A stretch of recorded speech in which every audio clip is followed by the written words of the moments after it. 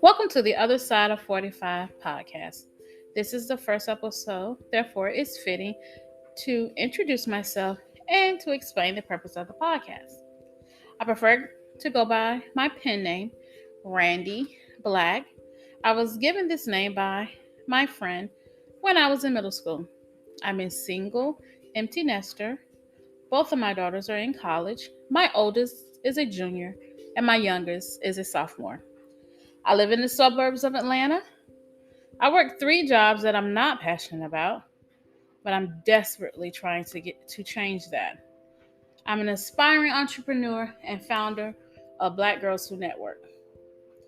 The Other Side of 45 actually started as a WordPress blog named The Other Side of 35. At the end of 2009, just weeks before my 35th birthday, I decided to start a blog. I had just been released from a cult-like religion, and I lost everything and everyone that I had known my entire life.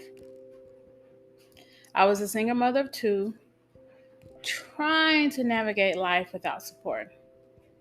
I had good intentions when I started the blog, but because I had not addressed the trauma I had experienced, those posts were not genuine.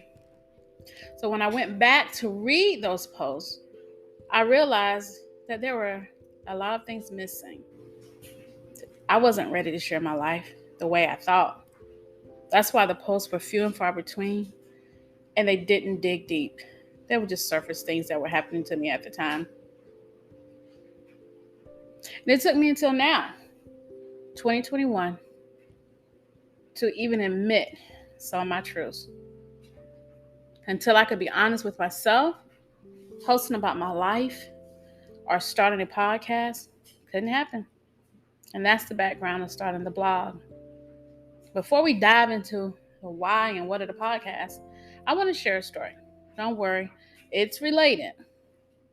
When my children were in maybe the 5th and 6th grades, life was very challenging for us. We were not in a good place. One day, we were at a park. I had sub sandwiches from Publix for us, and we were sitting at a picnic table at the park. The girls were full of energy and ready to run and play with their new friends at the park. They always made friends when they went to the park. I wanted a few minutes with them to eat and soak up time with them. And they responded, "Mommy, you're going to have to get used to eating alone. We will be teenagers soon, and we'll be going off with our friends, and you're going to have to eat by yourself." And off they went to play. I thought it was so cute.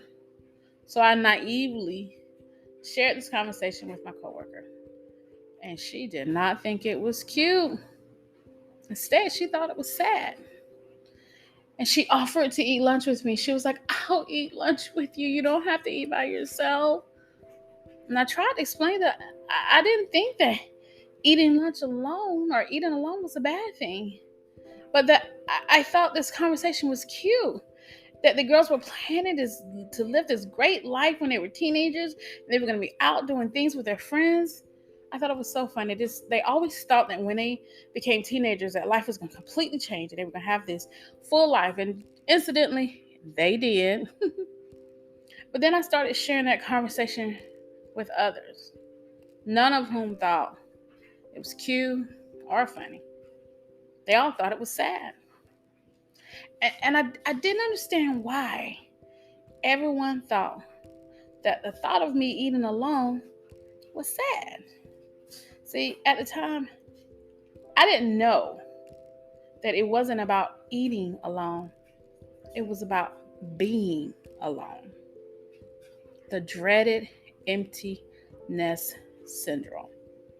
And as a single parent, an empty nest would mean it's just me. There was going to be no spouse or significant other to share my life. And my daughters, as they got older, worried about that. and so did my friends. Well, let's fast forward to the end of 2019.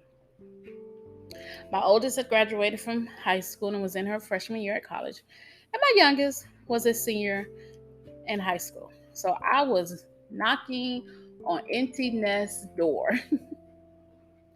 But I was in this Facebook group that was geared toward parents of older teenagers and young adults, which is the stage I was in at the time and still am.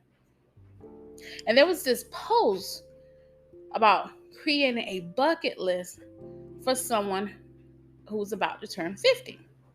And the OP was asking for suggestions on what to include on her bucket list. And I thought it was funny that the OP was asking strangers, because when the suggestions started rolling in, the OP would respond by saying, I've already done that. This is not something I would do. Not like that.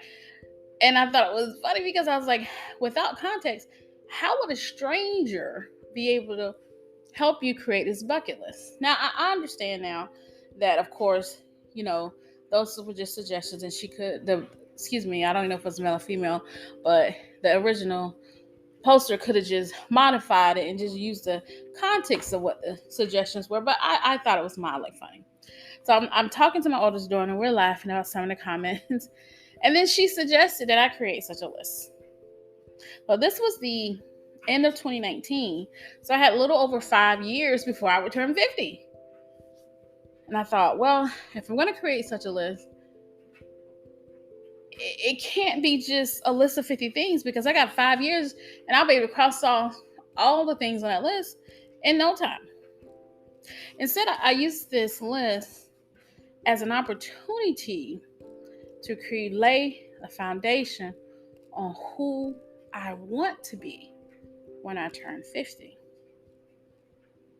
And you can find the complete list on my blog, The Other Side of 35.wordpress.com. And I also will be addressing some of the things on my 50s by 50 list on my Instagram, which is The Other Side of 45. And this podcast is about that list. It's about undoing the things that I didn't do well. It's about taking chances that I would have never taken while raising my family. It's about navigating life as a single, empty nester. It's also about admitting my mistakes, but ultimately recreating my life. So yeah, there's going to be no more hesitation for me, no fear. And I plan to live as though I will be 50 on January 10th, 2025.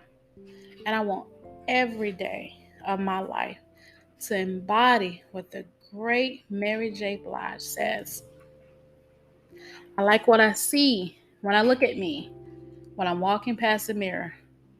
Don't stress through the night. At a time in my life, ain't worried about if you feel it. Got my head on straight. I got my vibe right. I ain't gonna let you kill it.